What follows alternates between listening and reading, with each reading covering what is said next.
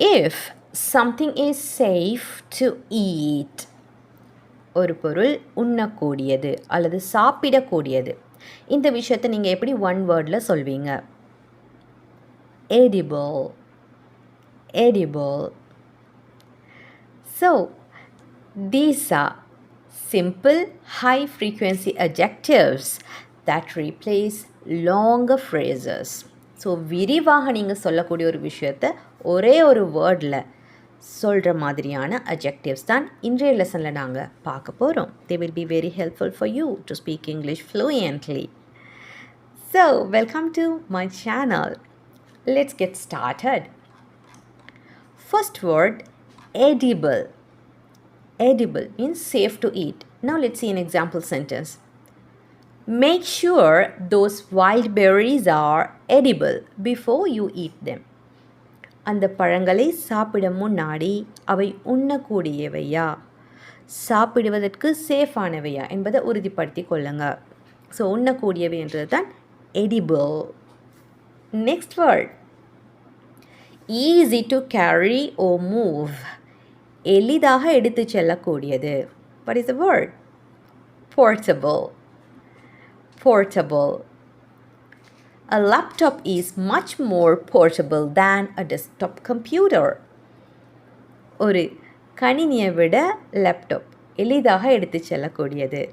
Portable. Next word, எளிதில் உடையக்கூடியது. Breaks easily. Fragile. Fragile. Please handle this box carefully because the glass inside is fragile. உள்ளே இருக்கக்கூடிய கண்ணாடி எளிதில் உடையக்கூடியது. இதனால் இந்த பாக்ஸை கவனமாக கையாளுங்க. Fragile, எளிதில் உடையக்கூடியது. Can be seen, கண்ணுக்கு தெரியக்கூடியது. Which is visible. Visible. The mountain peak was clearly visible on the bright sunny morning. பிரகாசமான காலை வேளையில் மலையோட சிகரம், so which is the peak. peak என்பது சிகரம், தெளிவாக கண்ணுக்கு தெரிந்தது. Visible, clearly visible, கண்ணுக்கு தெரியக்கூடியது. Next word, can be heard, தெளிவாக கேட்கக்கூடிய. That is audible. Audible. Her voice was barely audible over the loud traffic noise. வாகன நெரிசலில் அதோட பலத்த சத்தத்தில் அவளது குரல் அரிதாகவே தெளிவாக கேட்டது.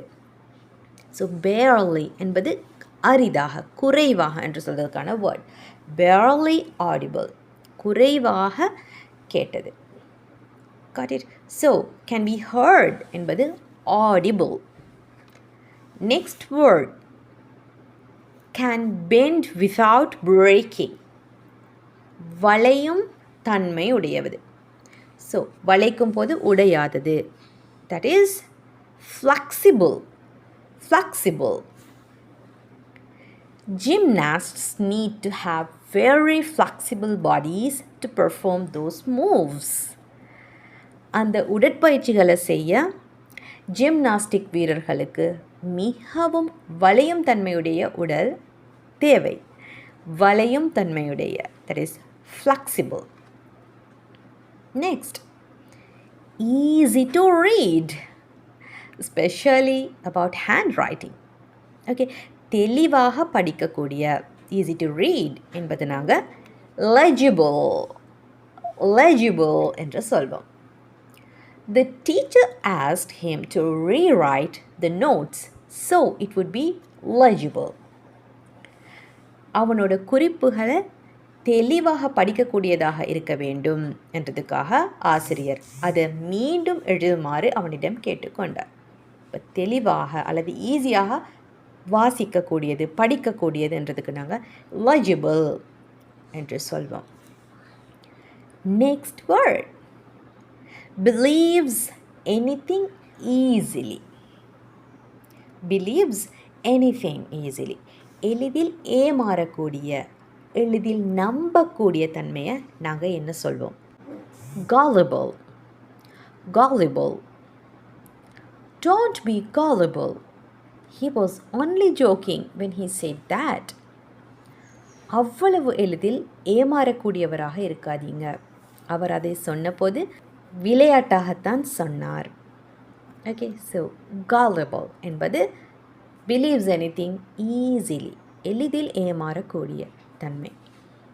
Next word, likes being around other people. பலரோடும் இயல்பாக பழகக்கூடிய. That is sociable. Sociable. Sarah is very sociable and loves making new friends at parties. சாரா நிறைய பேரோட இயல்பாக பழகக்கூடியவர். அத்தோடு பார்ட்டிஸில் புதிய நண்பர்களை உருவாக்குவதை விரும்புகிறார். ஸோ பலரோடும் இயல்பாக பழகக்கூடிய தன்மை நாங்கள் சோஷியபிள் என்று சொல்வோம். Last one, always arrives on time. நேரத்தை கரெக்டாக கடைபிடிக்கும் தன்மை. இது நாங்கள் என்ன சொல்வோம்? Punctual. Punctual. Trains in Japan are famous for always being punctual. ஜப்பானில் உள்ள ரயில்கள் எப்போவுமே நேரத்தை கரெக்டாக கடைபிடிக்கிறதுக்கு புகழ் பெற்றவை. That is punctual. சரியான டைமில் அரைவ் ஆகிறது அல்லது வேலைகளை செய்பவர்களை நாங்கள் பங்க்சுவல் பீப்புள் என்று சொல்வோம். So today we have seen 10 important words that can be used in your daily conversations. Practice them well. Let's meet with some more words next time. Until that, take care.